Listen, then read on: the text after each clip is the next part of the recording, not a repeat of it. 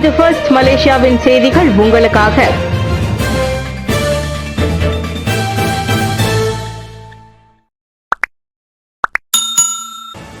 பள்ளிகளுக்கான நன்கொடை விவகாரத்தை இனியும் திரித்து கூறாதீர். பள்ளிகளுக்கு நன்கொடை வழங்கும் நிகழ்ச்சிகள் தொடர்பாக எழுந்துள்ள பிரச்சினைகளை திரித்து கூறுவதை அனைத்து தரப்பினரும் நிறுத்திக் கொள்ள வேண்டும் என்று கல்வி அமைச்சு நினைவூட்டியுள்ளது. ஏனெனில் சம்பந்தப்பட்ட விவகாரம் ஒரு தீர்வுக்கு வந்துவிட்டது என்று தாம் கருதுவதாக கல்வி அமைச்சர் ஃபட்டிலா சிட்டேக் கூறியதோடு, தற்போதுள்ள வழிகாட்டிகளை பின்பற்றுவதற்காக அமைச்சரவையின் முடிவையும் தமது தரப்பு மதிப்பதாக தெரிவித்தார். இந்த பிரச்சனை தீர்க்கப்பட்டு விட்டதாக நான் நினைக்கிறேன். மேலும் பள்ளிக்கு நன்கொடை வழங்கும் வழிகாட்டிகள் தொடர்பில் அமைச்சரவையின் முடிவிற்கு நாங்கள் ஒருமித்து இணங்குகிறோம். எனவே இவ்விவகாரம் தலை தூக்காது என்று நான் நம்புகிறேன். மேலும் இவ்வேளையில் கல்வி வளர்ச்சி குறித்த முக்கியமான விவகாரங்களில் அமைச்சு கவனம் செலுத்தும் என்றார் அவர். நேற்று பினாங் நிபோங் திபாலில் உள்ள தாசிக் பெருமாய் ஆரம்ப பள்ளியில் ஆண் மற்றும் பெண்களுக்கான ஃபிஃபா காற்பந்து விளையாட்டு போட்டியை தொடக்கி வைத்த பின்னர் செய்தியாளர்களிடம் அவர் அவ்வாறு பேசினார். பி உரிமத்திற்கு மாறும் திட்டம் பல்வேறு விவகாரங்களை கருத்தில் கொண்டு செயல்படுத்தப்படும். மலேசிய ஓட்டுநர் உரிமம் LMM B1 மற்றும் B2 வைத்திருப்பவர்கள் B வகை முழு ஓட்டுநர் உரிமத்திற்கு மாற்றுவதற்கான சிறப்பு பல்வேறு விவகாரங்களை கருத்தில் கொண்டு செயல்படுத்தப்படும். B1 மற்றும் B2 மோட்டார் சைக்கிள்களுக்கான ஓட்டுநர் உரிமம் கொண்ட 10 ஆண்டுகள் அனுபவம் கொண்டவர்கள் தங்கள் உரிமத்தை மேம்படுத்த விரும்புவோருக்கு இத்திட்டம் வாய்ப்பு வழங்கினாலும் நிர்ணயிக்கப்பட்ட நிபந்தனைகளை நிச்சயம் பின்பற்றி இருக்க வேண்டும் என போக்குவரத்து அமைச்சர் அந்தோனி லோக் கூறினார். அபராத பதிவு இருக்கக்கூடாது, அவர்கள் மீது குற்ற தண்டனை பதிவு இருக்கக்கூடாது, சட்டம் 333க்கு எதிரான பதிவுகள் இருக்கக்கூடாது போன்ற நிபந்தனைகளை நான் நேற்று கூறினேன் என்றார் அவர்.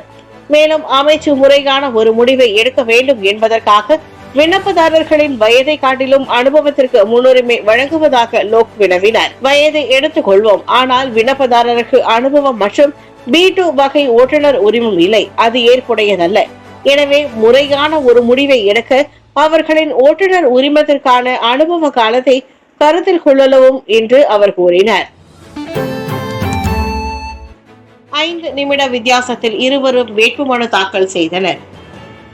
தேசிய முன்னணியை பிரதிநிதித்து போட்டியிடும் முகமது அஸ்மாவி பிஹ்ரி முன்னதாக நீல நிற மலாய் ஆடை அணிந்தவாறு நேற்று காலை மணி 9:05க்கு வேட்புமனு தாக்கல் மையத்திற்கு வந்தார். அவருடன் தேசிய முன்னணி தலைவரும் துணை பிரதமருமான டாக்டர் அகமது சாஹித் ஹமிதி, அமன கட்சியின் உதவி தலைவர் doctor Mahfuz Omar, Gua Musang UMNO தொகுதி தலைவர் தெங்கு ரசாலி ஹம்சா ஆகியோரும் உடனிருந்தனர். தேசிய முன்னணியின் தலைமைத்துவத்திற்கு ஆதரவு அளிக்கும் வகையில் doctor Sri Mohamed Khaled Nordin, doctor Sri doctor Zambry Abdul Kadir, doctor Sri Ahmad Maslan, doctor Sri Johari Abdul Ghani, doctor Sri Mahdzir Khalid, doctor Sri doctor Asyraf Wajdi Dusuki ஆகியோரும் அங்கு ஒன்று கூடினர். அதைத் தொடர்ந்து பெரிகத்தா நேஷனலை பிரதிநிதித்து போட்டியிடும் பாஸ் கட்சியின் குவாமுசாங் இளைஞர் பிரிவு துணைத் தலைவரும் அண்மையில்தான் பர்ஜத்துவில் இணைந்தவருமான முகமது ரிஸ்வாடி காலை மணி 9க்கு அங்கு வந்தார். அவருடன் பெரிகத்தா நேஷனல் துணைத் தலைவர் டாக்டர் ஸ்ரீ அகமது ஃபைசல் அசுமோ, பாஸ் கட்சியின் துணைத் தலைவர் doctor Sri துவான் Ibrahim துவான்மான், பெரிகத்தா national நிங்கிரி Sembilan இடைத்தேர்தலின் நடவடிக்கை குழு தலைவர் தான் ஸ்ரீ அனுவார் மூசா, பர்ஜத்துவின் பொதுச் செயலாளர் டாக்டர் ஸ்ரீ ஹம்சா ஜைனுடன் உட்பட அதன் தலைமைத்துவத்தை சேர்ந்தவர்களும் திரளாக கலந்து கொண்டனர். முன்னதாக காலை மணி 7 முதலே வேட்பாளர்களும் அவர்களின் ஆதரவாளர்களும் அங்கே குழும தொடங்கினர். கொள்கை ரீதியில் உரிமத்தை பெற இணைய செய்தி மற்றும் சமூக ஊடக சேவை வழங்குநர்கள் தயார். இணைய செய்தி மற்றும் சமூக ஊடக சேவை வழங்குநர்கள் கொள்கை ரீதியாக அதற்கான உரிமத்தை பெற தயாராக உள்ளனர். கடந்த செவ்வாய்க்கிழமை சிங்கப்பூரில் சமூக ஊடக சேவை வழங்குநர்களுடன் நடத்தப்பட்ட சந்திப்பின் போது இவ்விவகாரம் தமக்கு தெரிவிக்கப்பட்டதாக தொடர்பு அமைச்சர் ஃபமி ஃபட்சில் கூறினார். அவர்களுடனான கலந்துரையாடலின் போது கொள்கை ரீதியாக சமூக ஊடக சேவைக்கான உரிமத்தை பெற்ற ஒப்புக்கொண்டதாக கூறினார். அவர்களுக்கு மலேசியா மிக முக்கியமான வியாபார சந்தை என்று தெரிவித்திருக்கிறது. 30 முதல் 50 GB டேட்டா பயன்பாடு என்பது மற்ற நாடுகளை காட்டிலும் மிகவும் அதிகம் என்றார் அவர். நேற்று காலை ஸ்லாங்கூர் பூச்சோங்கில் நடைபெற்ற 3வது K2K இளையோர் மாநாட்டை தொடக்கி வைத்த பின்னர் ஃபாமி செய்தியாளர்களை சந்தித்தார். தாய்லாந்து பிரதமருடன் அன்வார் அலுவல் பயணம். பிரதமர் doctor Seri Anwar Ibrahim, Thailand பிரதமர் ஸ்ரீதா தவிசுனும் நேற்று கிளந்தான் ரஞ்சாவ் பஞ்சாங் மற்றும் தாய்லாந்து நாரதிவாட் சுங்கை கொலாக்கிற்கு அலுவல் பயணம் மேற்கொண்டனர். நாரதிவாட்டில் உள்ள சுங்க குடிநுழைவு மற்றும் தனிமைப்படுத்துதல் மையத்தில் ஸ்ரீதா தவிசின் அன்வாரை வரவேற்றார். ரந்தா பஞ்சாங் சுங்கை கொலோக்கை இணைக்கும் பாலத்தை மேம்படுத்தும் திட்டத்தின் முன்னேற்றத்தை மதிப்பிடுவதே இப்பயணத்தின் முதன்மை நோக்காகும். இத்திட்டம் இரு நாடுகளின் எல்லை இணைப்பின் முக்கிய முயற்சிகளில் ஒன்றாகும்.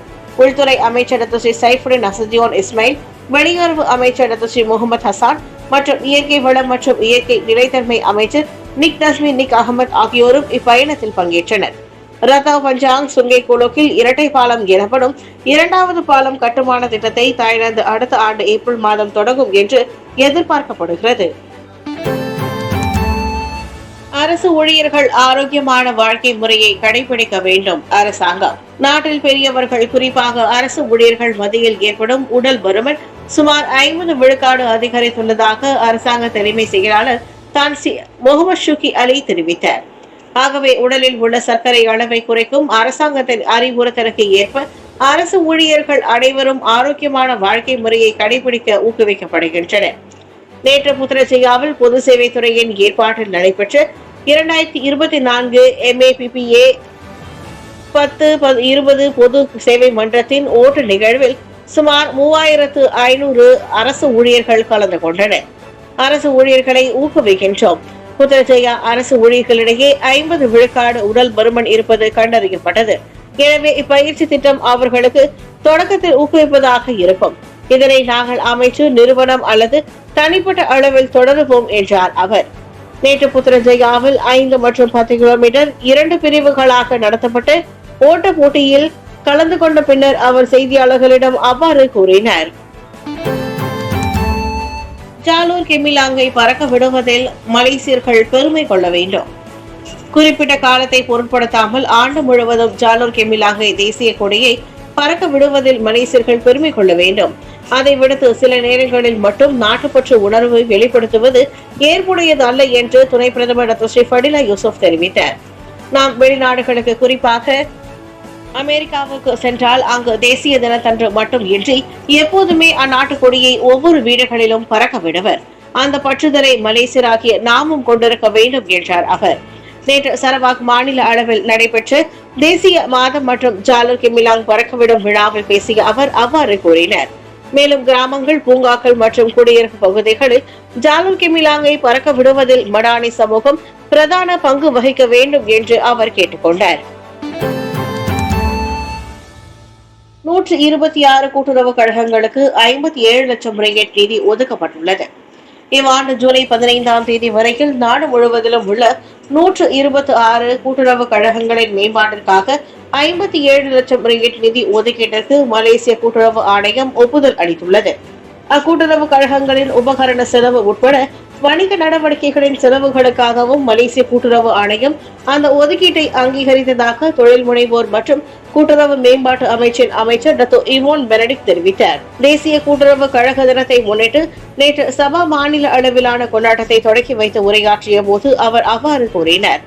அதே காலகட்டத்தில் 10 கூட்டுறவு கழகங்களின் பயன்பாட்டிற்காக சபா மாநிலத்திற்கு 10,70,000 ரிங்கெட் நிதியை மலேசிய கூட்டுறவு ஆணையம் வழங்கியதாக இவோன் தெரிவித்தார்.